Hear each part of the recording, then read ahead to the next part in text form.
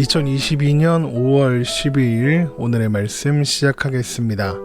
오늘 나눌 말씀은 요한계시록 2장 6절에서 7절 말씀입니다. 오직 내게 이것이 있으니 내가 니골라당의 행위를 미워하는도다. 나도 이것을 미워하노라. 귀 있는 자는 성령이 교회들에게 하시는 말씀을 들을지어다. 이기는 그에게는 내가 하나님의 낙원에 있는 생명나무의 열매를 주어 먹게 하리라. 아멘. 요한계시록에 기록된 7교회 중 첫 번째 교회인 에베소 교회를 향한 예수님의 말씀을 살펴보고 있습니다. 주님은 먼저 에베소가 어려운 가운데에서도 진리와 믿음을 지켜내기 위하여 다한 수고와 애씀을 모두 아신다, 이렇게 위로하셨습니다. 아무도 알아주지 않는 것 같은 상황에서 누군가 그 수고와 애씀을 알아주는 것만으로도 큰 위로가 될 것인데, 어려운 상황 속에서 오늘을 견뎌내고 있는 그 교회에게 만왕의 왕이시며 만주의 주님이신 예수님께서 그것을 알아주신다, 그것보다 더 큰 위로는 없었을 것입니다. 그러나 주님은 에베소 교회가 잃어버린 처음 사랑을 회복할 것을 촉구하셨습니다. 에베소 교회가 잃어버린 처음 사랑이란 아무런 자격 없이, 아무런 조건 없이 구원받음으로 인하여 가졌던 넉넉함, 관용을 가리킨다 했습니다. 자신의 자격 없음을, 자신들도 예수 그리스도의 십자가가 하나님의 은혜가 필요한 존재라는 것을 망각했던 것이죠. 물론 그것은 그들이 살아가고 있는 삶의 환경 때문에 어쩔 수 없이 나타난 것이라고도 할 수 있었지만, 그들은 자신들이 진리와 믿음을 지켜내기 위해 견딘 것, 그런 그들의 인내와 수고가 자격이 되어 그들의 기준에 맞지 않는 사람들을 정죄하고 그것을 통해 자신들의 옳음과 정당성을 얻고자 하는 자리로 가게 되었던 것입니다. 주님은 바로 그것을 지적하시며 하나님의 은혜와 긍휼과 자비를 구했던 처음 사랑, 그로 인해 가졌던 형제와 이웃에 대한 사랑, 넉넉한 마음과 관용을 회복하라 말씀하신 겁니다. 이렇게 격려와 위로 그리고 책망의 말씀을 하신 주님은 다시 에베소 교회를 칭찬하십니다. 그 칭찬의 내용은 바로 에베소 교회가 니골라당의 행위를 미워했다는 것입니다. 요한계시록 2장 6절 말씀입니다. 오직 내게 이것이 있으니 내가 니골라당의 행위를 미워하는도다. 나도 이것을 미워하노라. 미워했다, 이것은 니골라당의 행위를 하지 않았다, 멀리했다, 이런 의미이기도 합니다. 그렇다면 주님도 그리고 에베소 교회가 미워한 니골라당의 행위란 무엇을 가리키는 것일까요? 사실 니골라당이 무엇인지는 정확하게 알기 어렵습니다. 그러나 7교회 중 세 번째로 언급되는 버가모 교회를 향한 주님의 말씀에서 니골라당의 행위 혹은 니골라당의 사상이 무엇이었는지 추측해 볼 수는 있습니다. 요한계시록 2장 12절에서 15절 말씀입니다. 버가모 교회의 사자에게 편지하라. 좌우에 날선검을 가지신 이가 이르시되 내가 어디에 사는지를 내가 아노니 거기는 사탄의 권자가 있는 데라. 내가 내 이름을 굳게 잡아서 내 충성된 증인 안디바가 너희 가운데 곧 사탄이 사는 곳에서 죽임을 당할 때에도 나를 믿는 믿음을 저버리지 아니하였도다. 그러나 내게 두어 가지 책망할 것이 있나니 거기 내게 발람의 교훈을 지키는 자들이 있도다. 발람이 발락을 가르쳐 이스라엘 자손 앞에 걸림돌을 놓아 우상의 제물을 먹게 하였고 또 행음하게 하였느니라. 이와 같이 내게도 니골라당의 교훈을 지키는 자들이 있도다. 예수님은 이렇게 버가모 교회에 니골라당의 교훈을 지키는 자들이 있다 말씀하시면서 니골라당의 교훈이 발람의 교훈을 지키는 것이다 라고 말씀하셨습니다. 그리고 또한 발람의 교훈이란 이스라엘 자손 앞에 걸림돌을 놓아 우상의 제물을 먹게 하고 행음하게 하는 것이라고 말씀하십니다. 이 이야기를 확인하려면 민수기 22장으로 가봐야 합니다. 민수기 22장을 보면 발락이라고 하는 모압의 왕이 등장합니다. 발락은 이스라엘이 아모리 사람들을 물리쳤다는 소식을 듣고 힘으로 이스라엘을 이길 수 없다는 것을 알았습니다. 그래서 발람이라는 선지자를 시켜 이스라엘을 향해 저주하게 하려는 그런 장면이 나옵니다. 그러나 하나님께서는 이를 막으셨습니다. 그래서 발람은 저주를 할 수 없었죠. 그때 발람 선지자는 이스라엘을 저주할 수 없다는 것을 알고 모압 여인들로 하여금 이스라엘 남자들을 유혹하게 했고 이스라엘의 남자들은 그들과 행음하게 되었습니다. 그 일로 인해서 하나님의 진노가 이스라엘에 임하게 되었고 그때 전염병으로 죽은 사람의 수가 24,000명이나 되었다라는 기록이 있습니다. 민수기 25장 1절에서 9절의 말씀입니다. 이스라엘이 시딤에 머물러 있더니 그 백성이 모압 여자들과 음행하기를 시작하니라. 그 여자들이 자기 신들에게 제사할 때에 이스라엘 백성을 청함에 백성이 먹고 그들의 신들에게 절함으로 이스라엘이 바알브올에게 가담한지라. 여호와께서 이스라엘에게 진노하시니라. 여호와께서 모세에게 이르시되 백성의 수령들을 잡아 태양을 향하여 여호와 앞에 목매어 달라. 그리하면 여호와의 진노가 이스라엘에게서 떠나리라. 모세가 이스라엘 재판관들에게 이르되 너희는 각각 바알브올에게 가담한 사람들을 죽이라 하니라. 이스라엘 자손의 온 회중이 회막문에서 울 때에 이스라엘 자손 한 사람이 모세와 온 회중의 눈앞에 미디안의 한 여인을 데리고 그의 형제에게로 온지라. 제사장 아론의 손자 엘르아살의 아들 비느하스가 보고 회중 가운데에서 일어나 손에 창을 들고 그 이스라엘 남자를 따라 그의 막사에 들어가 이스라엘 남자와 그 여인의 배를 꿰뚫어서 두 사람을 죽이니 연병이 이스라엘 자손에게서 그쳤더라.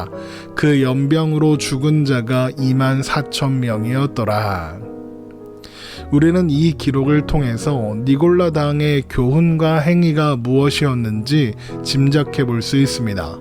그들은 자칭 사도라 칭하며 신자들을 미혹하던 이단들이었을 겁니다. 니골라 당은 신자들에게 발람이 한 일과 같은 일을 행했는데 이것은 그들이 신자들에게 이미 구원을 받았으니 그 다음에는 어떤 음행을 하거나 심지어 우상 숭배를 해도 괜찮다, 하나님이 다 보호해 주신다, 하나님이 다 용서해 주신다 라는 식의 무법 방종주의를 가르쳤다는 의미입니다. 그들은 신자의 영은 하나님의 은혜로부터 보호를 받으니 몸으로 어떤 죄를 지어도 괜찮다 이렇게 주장했습니다.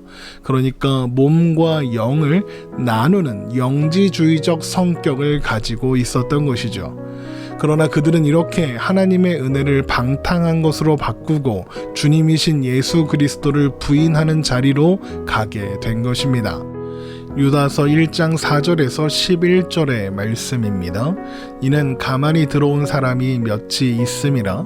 그들은 옛적부터 이 판결을 받기로 미리 기록된 자니 경건하지 아니하여 우리 하나님의 은혜를 도리어 방탕한 것으로 바꾸고 홀로 하나이신 주제 곧 우리 주 예수 그리스도를 부인하는 자니라. 너희가 본래 모든 사실을 알고 있으나 내가 너희로 다시 생각나게 하고자 하노라.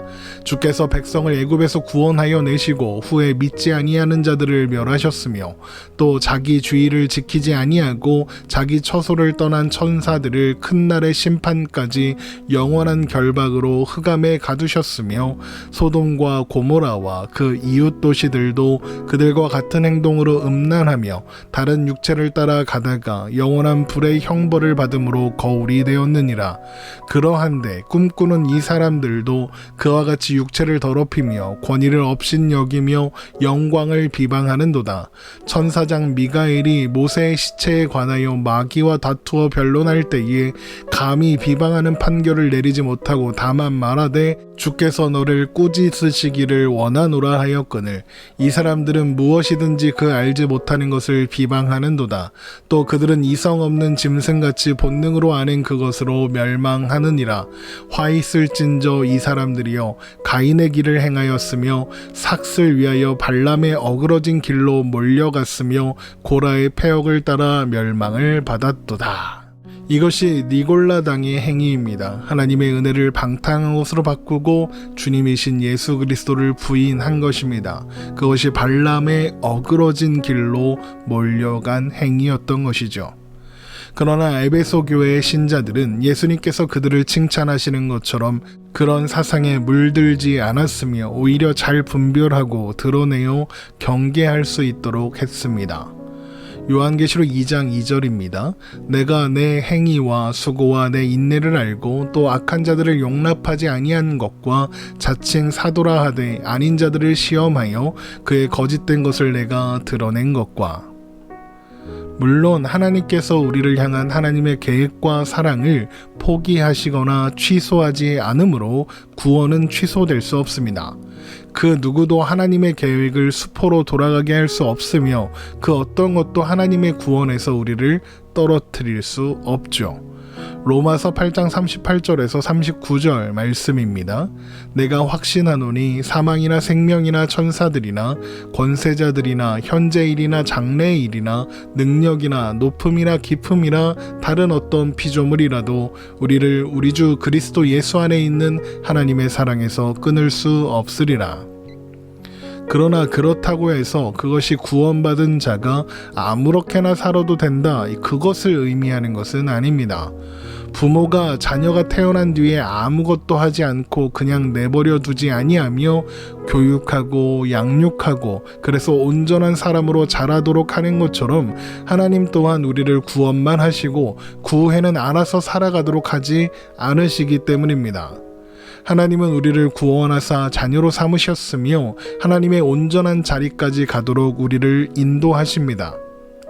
물론 그 과정에서 우리는 죄를 지을 수도 있고 유혹에 빠질 수도 있을 겁니다. 그러나 하나님은 그 모든 것이 합력하여 선을 이루게 하사 우리를 자라게 하실 것입니다. 절망 가운데 넘어져 있지 않도록 날마다 새로운 힘을 주사 일으켜 세우실 것이며 필요하다면 징계로서 바로잡으실 것입니다. 하나님은 우리를 포기하지 않으십니다. 그렇기 때문에 그런 하나님의 간섭과 인도하심 속에 있는 하나님의 자녀들은 니골라당의 교훈을 따라갈 수는 없는 것입니다.